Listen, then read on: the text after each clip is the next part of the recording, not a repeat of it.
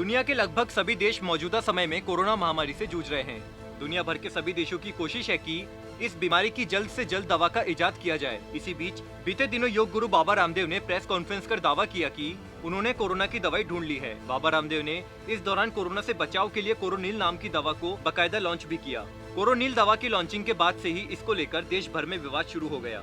इस दवा को लेकर बाबा रामदेव पर कई मुकदमे दर्ज हुए तो सोशल मीडिया पर भी बाबा को लोगों ने जमकर कोसा। काफी विवादों के बाद आखिरकार पतंजलि की कोरोनिल दवा को आयुष मंत्रालय से बिक्री की अनुमति मिल गई है। बाबा रामदेव की कंपनी पतंजलि अब इसे इम्यूनिटी बूस्टर के तौर पर बाजार में बेच सकेगी। आखिर क्या है पूरा मामला और क्या कहा चिकित्सा मंत्री रघु शर्मा ने बाबा रामदेव के बारे में, जानने के लिए देखें पॉलिटॉक्स की इस खास रिपोर्ट को। ये है टॉक्स न्यूज नेटवर्क और आप देख रहे हैं पॉलिटॉक्स, राजनीति का कच्चा चिट्ठा। बाबा रामदेव की कोरोनिल दवा को लेकर राजस्थान सरकार में चिकित्सा मंत्री रघु शर्मा ने एक बार फिर से निशाना साधा।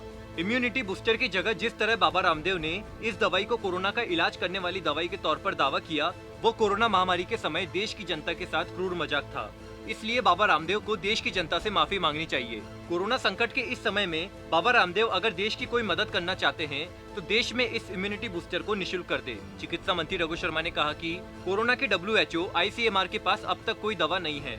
ऐसे में बाबा रामदेव ने पिछले दिनों कहा कि उन्होंने कोरोना की दवा को खोज निकाला है। इस दवा से 3 से 7 दिन में कोरोना मरीज ठीक हो जाएगा।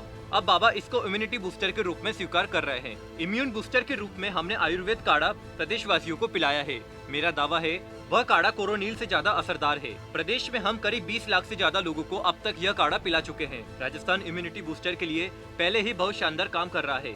मंत्री शर्मा ने आगे कहा कि कोरोना की दवा के रूप में अगर बाबा रामदेव ठगी का प्रयास करे तो यह मजाक होगा। कोरोना संकट के इस समय में देश की जनता वैसे बहुत दुखी है और भयभीत है। ऐसे में अगर कोई दावा करे यह कोरोना की दवा है, इससे गंदा मजाक कोरोना महामारी के इस दौर में कोई नहीं हो सकता। बाबा रामदेव को देशवासियों से माफी मांगनी चाहिए। आज बाबा रामदेव ने खुद ने माना है कि यह इम्यूनिटी बूस्टर है। बाबा रामदेव को उसी दिन कह देना चाहिए था कि यह इम्यूनिटी बूस्टर है, कोरोना की दवा नहीं है। पतंजलि सैकड़ों प्रोडक्ट बाजार में बेच रही है। हमने कभी किसी पर ऐतराज नहीं किया, लेकिन कोरोना के इस संकट के समय में व्यापार करने का आप कोई गलत तरीका अपनाएं, यह पीड़ादायक है। मंत्री रघु शर्मा ने कहा कि कोरोना के इस दौर में अगर बाबा रामदेव देश की मदद करना चाहते हैं तो इस दवा को निशुल्क करें। बाबा रामदेव इस दवा के पैसे क्यों ले रहे हैं? देश में आम आदमी वैसे ही आर्थिक कंगाली के कगार पर है। बाबा के मन में अगर देश सेवा है तो बाबा इस इम्यून बूस्टर को निशुल्क लोगों को दे। बाबा ने बहुत व्यापार अब तक कर लिया है।